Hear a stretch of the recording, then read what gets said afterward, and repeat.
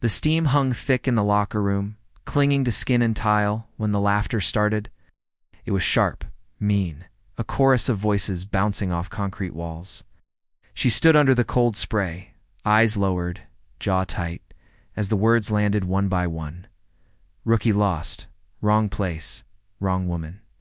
None of them knew who she was. In that moment, she let them believe it. She had learned long ago that power didn't need to announce itself.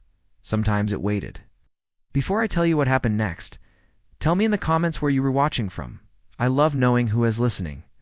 The showers at the coastal training facility had seen every kind of soldier pass through them. Broken ones, arrogant ones, quiet ones holding secrets behind steady eyes. She was quiet now, water running down her shoulders, scars hidden beneath steam and silence. The taunts kept coming, growing bolder as no one stepped in to stop them. Towel snapped against tile. Laughter followed. Inside her chest, something stirred, but it wasn't anger, it was restraint. She remembered other rooms, darker ones, helicopters shaking in night wind. A medic's voice trembling as blood pooled on metal. She had led teams through fire and pulled them out alive. She had buried friends. She had carried command like a weight she chose every day. Compared to that, this was noise. Still, the noise mattered. Across the room, one voice cut sharper than the rest.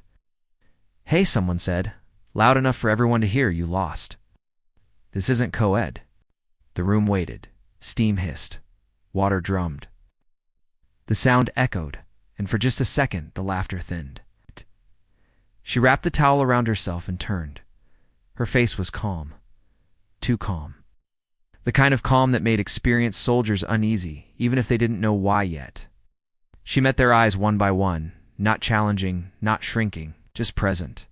Someone scoffed. "Relax. It's a joke." She nodded once. So was that. Footsteps approached from the far end of the locker. Room boots, purposeful. Conversations died mid-sentence as a senior officer entered, flanked by two chiefs. The air shifted as if the room itself had snapped to attention. Every soldier straightened instinctively. The officer scanned the room, then stopped.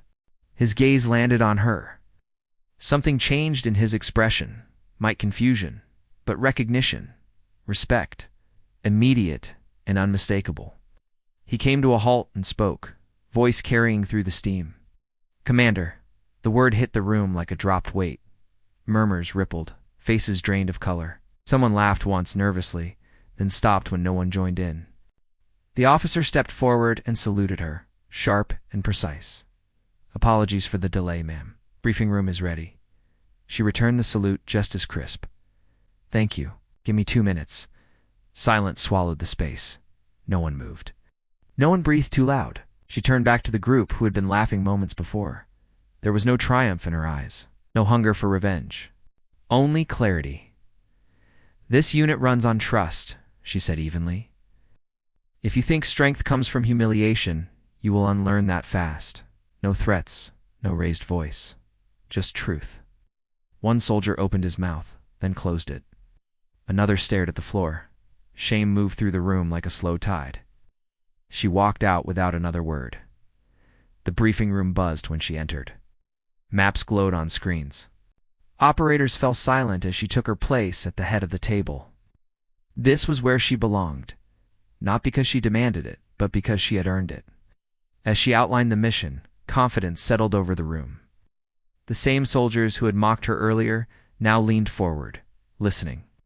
Trust, once cracked, began its slow repair. Later, alone for a moment, she allowed herself a breath. Leadership was lonely like that. You carried the weight so others didn't have to. You chose restraint when ego begged for release, but she would choose it again. Every time. Because kindness doesn't vanish. It waits, and it finds its way back. And in a room full of steam and shadows, authority had revealed itself not with force, but with quiet truth. If this story moved you, share your thoughts in the comments. And consider subscribing to Whispered Words for more mission stories about courage, respect, and the strength you don't see coming.